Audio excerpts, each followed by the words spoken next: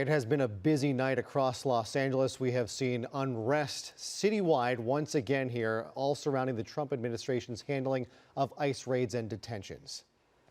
And now LA Mayor Karen Bass joins us live on the phone. Mayor Bass, thank you for joining us tonight. Thank you for having me on. Just to start off, we would love to kind of hear your initial reaction to the unrest that we've seen play out now in Paramount and Compton and now happening in downtown LA today.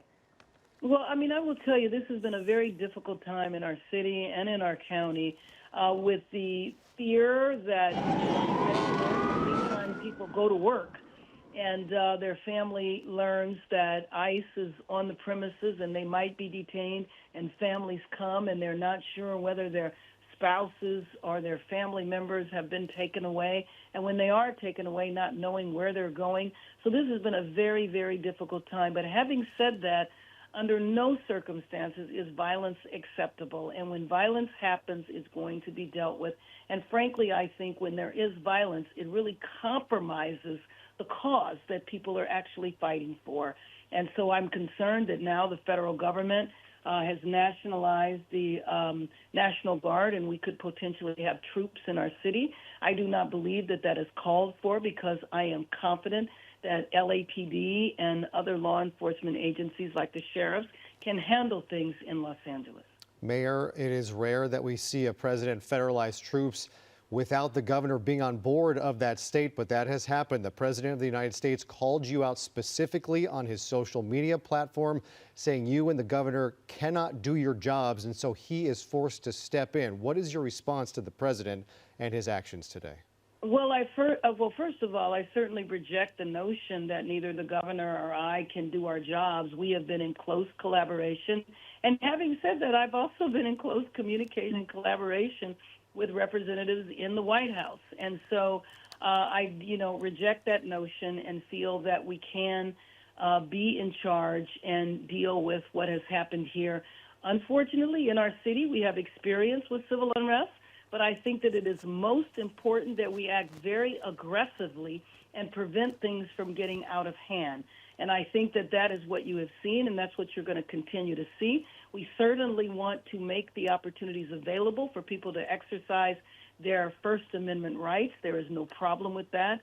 But the minute that protests turn to violence, when people are throwing things or graffitiing up buildings, then that is just not acceptable, and people are going to be held accountable. Well, and we can manage that. We do not need 2,000 troops in this city. Well, where do you lay the blame for today's unrest? Is it the actions you see taken by the federal government today, or is it this happening just under your watch in a city and we see violence break out again? A lot of people will point to your leadership and say this is now happening under your watch. Well, I don't see how that is productive at all. I think what needs to happen is that our city needs to regain control.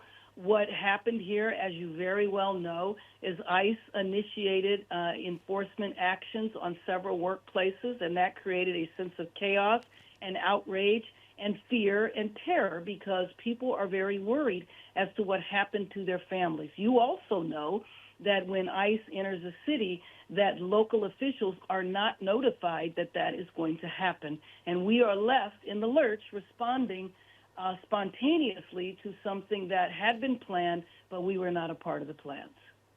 Mayor, we've heard a lot of talk about the National Guard coming here. We're wondering if you can give us an update on when we can expect them. Well, I hope that they will not arrive at all. As I mentioned, I've been talking to people in the White House. I even talked to Tom Homan, who is responsible for this, and I believe that we will be able to work things out. I think what's most important to the administration is that chaos not take place in Los Angeles. But I will say that, my concern, and we have experienced civil unrest, and I remember 1992 very well, that one of the worst things you can do is have an extreme presence of law enforcement that gets everybody agitated, and the violence actually escalates. And so what we're doing is we're in contact with the various organizations that have been involved in peaceful protests and asking to work with them. I am not suggesting in any way, shape, or form that the organizations that have been involved in peaceful protests are the same individuals that have been involved in violence, but I do believe that they can help in terms of making sure that people express themselves, but express themselves legally in a lawful manner. Mayor Bass, I'd like to ask you, I don't know if you've caught the words of border czar Tom Homan today on cable news. He said on Fox News today that you should be thanking him for making your city safer today by, I guess, taking day laborers off the streets. He's somehow making the city of Los Angeles safer. It sure doesn't look safer tonight than it did, say, yesterday morning. What is your response to that call that you should be thankful to the actions of DHS? My response is I have spoken to Mr. Holman, and I explained to him what our situation was in Los Angeles, and I look forward to being able to work with him in a constructive manner. And what was his response? His response was open. I think he welcomed the conversation. He might have been a little surprised that I reached out to him, but I believe that we opened the door and established a line of communication, and I will count on that as we move forward. Do you feel like you can work with him and the Trump administration on something like this? Well, I've been working with the Trump administration, and I do believe that I can. You know that the years I spent in Congress, I've watched a number of my former colleagues receive very high-level appointments, such as Kristi Noem, who is the Secretary for Homeland Security, and I will pursue conversations and continue the relationship that I had with the Secretary when we were both colleagues in the House of Representatives. Well, Mr. Homan comes across as very combative on cable news and on television. Was the conversation combative? Was it cordial? Absolutely not. It was not combative at all. It was collegial.